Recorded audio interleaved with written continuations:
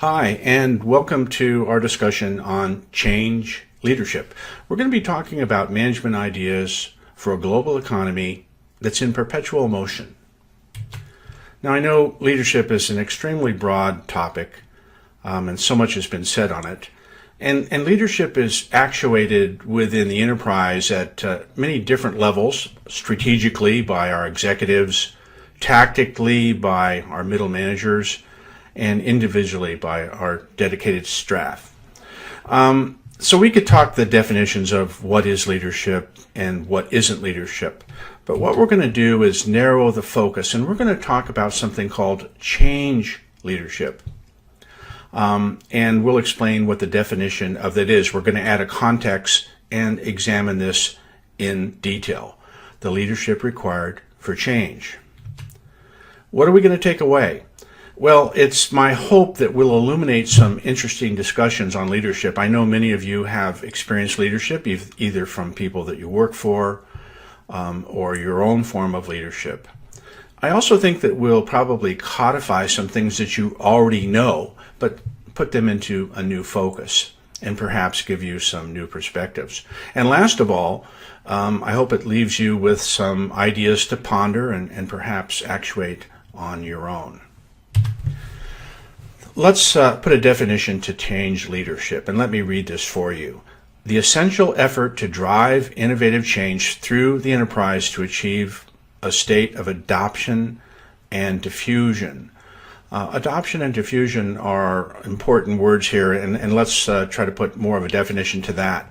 Adoption refers to a stage in new business when we've adopted a strategy, if we decided to do a new initiative, sometimes we could call it a project, something generally that's innovative that we're adopting. A good example would be, let's say, a new customer-centric strategy with new re-engineered customer processes enabled by a customer relationship management system. So that would be an example of adoption. Diffusion is when it becomes commonplace, when the people embrace it and it becomes part of the culture of the organization that we live every day. And in some ways it becomes transparent. It's just normal. I guess you could think of mobile computing perhaps, or text messaging, which is part of the fabric of a culture, and people couldn't imagine not having those things. So when we do change, we're looking to adopt new ideas, but make them become diffused and accepted and embraced by people. You can think of it this way. Where does change leadership take place? You know, business is really in a constant state of flux. And in a way, we live in three very different worlds. The first world is the as-is world. In the as-is world, this is how our business operates today. This is our day-to-day operations. It's something that we're familiar with. It's the status quo. It's repeatable. It's familiar, and we're comfortable with it. Yes, there is some change, but that change is usually incremental. They're small changes in the as-is. And things that we do change are very predictable outcomes. The second world that we live in is the to be, the business model of the future, where our company needs to go to be successful.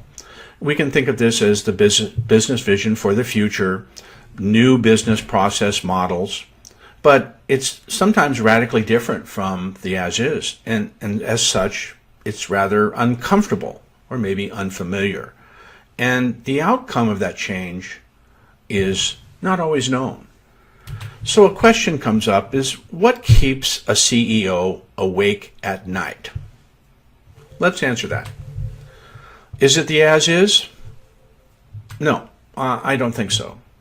The as-is run by middle managers. CEOs have their staff to run the business, and if the business is not running well, then I think you have some other problems. Is it the to be, the future, is that keeping a CEO awake at night? I don't think so. You know, CEOs are very good at painting a vision of the future, a blueprint for where the company needs to go. They're great at that, and in many cases, this is how they got their job. What keeps them awake at night? Number 3, the third world that we exist in, the journey from the as is to the to be. That's the difficult part, the change that needs to take place from the as is to the to be. It's a path that's never traveled before. It's a path that's leading us to greater success. It could be a path that could lead us to failure. It's a path of survival or perhaps extinction. Let's take Kodak, for example. What happened to Kodak? I think many of you know that Kodak is no longer in business, and that was a company that existed for over 100 years. They're gone now. They seemed not to be able to make the journey from the as-is to the to-be. The as-is being a business based on film and a business based on digital photography, which was the new to-be. What I find interesting, that it was Kodak that invented digital photography, and yet they couldn't change their business model. And they had a long time to do it. It was just recently that Kodak went out of business, but they've had over 10 years to figure out a new business model that would take them into the future. This journey is difficult and it's risky. We sometimes refer to these as projects, and these are what move us from the as-is to the to-be. And I think a CEO has a good reason to stay awake at night, because statistically we know that 60 to 80% of all projects fail. That's right. They fail for 3 reasons. They take too long, they cost too much, and they sometimes don't deliver the results that we were looking for. So making the journey is full of risk, and yet it is our most critical journey. It's the change leadership that's required to make that journey. So let's examine the leadership involved with change leadership. One of the things that's common to all leaders is that they can rally a broad group of people towards their organizational vision and goals and objectives. And we can say this another way. Leaders inspire people to engage. And engage is an important word that we'll talk more about. Engage means active participation in the journey. Good leaders, successful leaders, can get people to engage in the journey of change from the as-is to the to-be. I guess it's worth taking a moment to discuss what's the difference between a manager and a leader. The conventional wisdom is that managers are principally administrators, and they write business plans and, of course, set budgets and so forth. Leaders, on the other hand, get organizations and people to change. So we can say that management is absolutely a function, and every business has to have management. In contrast to that, leadership is a relationship, and it's a relationship between the leader and those that they energize an organization towards their organizational goals. It's the relationship that gets people to engage in the journey of change from the as-is to the to-be. What more can we say about leadership? So much has already been said. Most of what we've heard from leaders is from the leaders themselves, or the experts, or the academics, or the politicians. And the names of the leaders are very familiar to us: Steve Jobs, Jack Welch, and so forth. And it's interesting, when we listen to the words of these leaders, those are familiar to us as well. Vision, mission, commitment, courage, passion. We've heard all of those words associated with leadership. But it could be argued that the study of leadership has been in isolation. Why would we say this?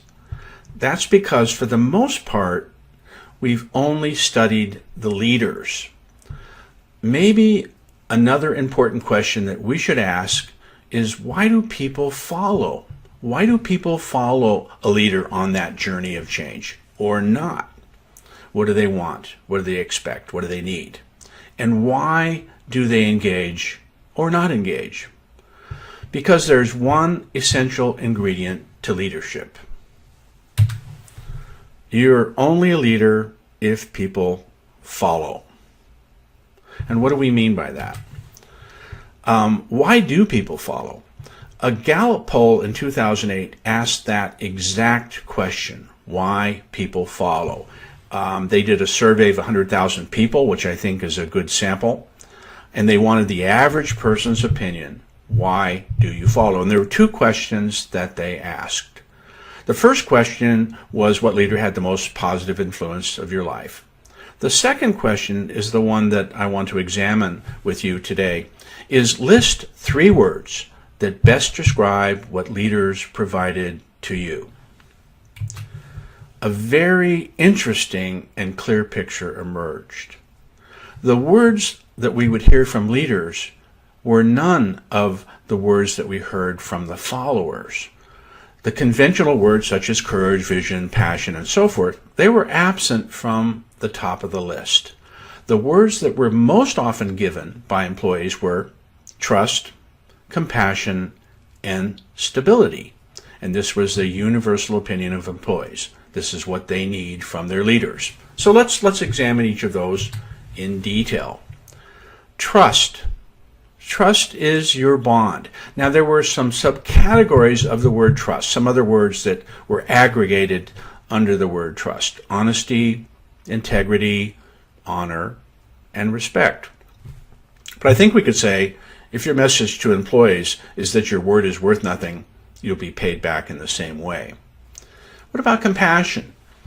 Leaders often hesitate to show the same compassion to their employees that they would show for their family and friends. Why is that? Well, some of the other subcategories of the word compassion were caring, friendship, and love. You know, I've been in a lot of board meetings and executive level meetings, and the word love never came up. So I don't know, does compassion in business equal weakness? Is that what people think? That's a question to ponder. And the last one is stability. A company that's environment is safe and transparent does secure and foster confidence. And some of the other words that were in the subcategory of stability include confidence and faith, consistency of purpose and performance. So, what leadership approaches could be deployed on our journey from the as-is to the to-be that would engage people and build greater trust, compassion, and stability? Let's look at some. One approach towards our attitude is our attitude to failure. Think about this for a moment. If 60 and 80% of all projects fail, then the problem of getting from the as-is to the to-be is not really about your people. It's a fundamental law of nature. There's a saying, starting a new project is like opening a door to a dark room. Starting that journey from the as-is to the to-be is like opening a door to the dark room. So what are some examples of how people have dealt with failure? And I'd like to share some from Thomas Edison, Vinod Khosla, Motorola, Thomas Watson, and a company called SAS. Some very good lessons learned from leaders. What about attitude? Thomas Edison was questioned on his many failures to produce a light bulb, and he said, "I haven't failed. I've found 10,000 ways that won't work." That was his attitude towards failure. Vinod Khosla, in case you don't know him, is the founder of Sun and one of the richest mans in the world. And he owns 100 companies right now, startup companies that are researching and developing sustainable energy alternatives. And he says, you know, if batteries work, then my startup company on biofuel will fail, or vice versa. And I love his quote, which is, "My willingness to fail is what gives me the ability to succeed." What about trust? Here's an interesting thing that the company Motorola does. After every major project, they have a lessons learned meeting. And the people that were involved in the project at Motorola get up in a meeting room in front of a lot of people that are interested in hearing about what went wrong, so that we can learn from our mistakes. Now, that takes a lot of trust on the part of the employees at Motorola. But think about this for a moment. What Motorola has created is a culture of learning, not a culture of blame. from when a project might go wrong. What about compassion? Well, here's an interesting story from Thomas Watson Jr., the CEO of IBM many years back. He had an executive in his office that had just had a major failure, and the executive said, "I guess after my mistakes you'll be wanting to fire me." And Thomas Watson Jr. said, "Not at all, young man. We just spent a couple of $1 million educating you." Showing compassion with their employees and realizing the value of the employee. What about stability? One of my heroes is a gentleman named Jim Goodnight, who is the CEO of an information technology company called SAS. Their revenues are in the 3 billion range, and he's the owner of that company. And when people come to their orientation week, Jim Goodnight speaks to them and asks them for one thing. He says, "Just give me your best 7 hours a day." And Jim goes on to explain this, that stable employees with longevity have a healthy balance between their careers and their family and their personal interest. And that's important to him, and it's important to stability. So these are some great lessons learned from leaders on trust, compassion, stability, and the attitude towards failure.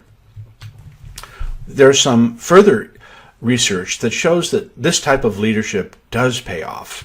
Employees who trust their leaders will engage. There's that word, engage. They will help with the change from the as is to the to be. Without trust, if they don't trust their leaders, only 1 in 12 will engage. This is empirical.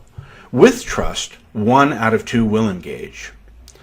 What else? Employees are more likely to stay with an organization whose leaders display some compassion. And on the average, and this is empirical too, companies that display more compassion are more productive and more profitable. Employees with high confidence are 9 times more likely to engage than employees without confidence. What else? Leaders that spread trust increase production, because you know why? Trust is contagious and it spreads amongst your employees as well. One thing that we know is that employees that trust each other collaborate more effectively. And again, this is empirical. Employees that trust each other make things happen in a fraction of time.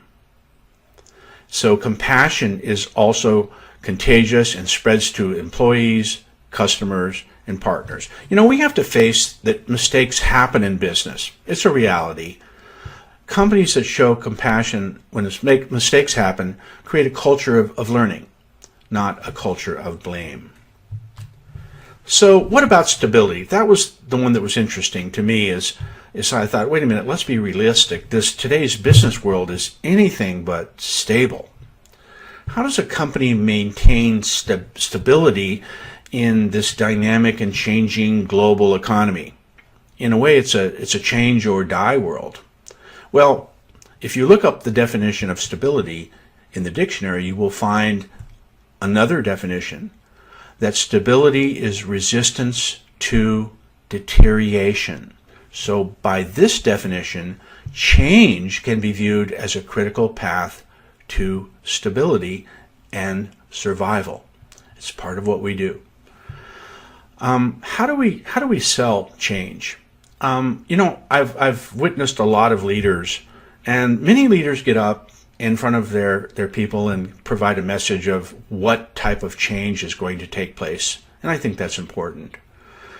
They spend about 80% of their time talking about what change will take place and 20% of their time explaining why we need to change. I've also watched some other leaders provide that same message, and they'll spend 80% of their time making employees understand why we need to change, why our business model is not working today. And my observations has shown that to win the hearts and minds of your people, the people that you want to engage, that you should be spending a little bit more time selling the idea of change, excelling why. Once people understand why change is necessary, they will help you with the what. It's your choice, but I think why is how we sell our ideas, how we get people to engage, and we get people to follow. Although change could be difficult, once employees understand what needs to be done, they will engage and help you make that journey. So let's look at some change leadership axioms. You're only a leader if people follow. The leadership traits that people need and expect is trust, compassion, and stability.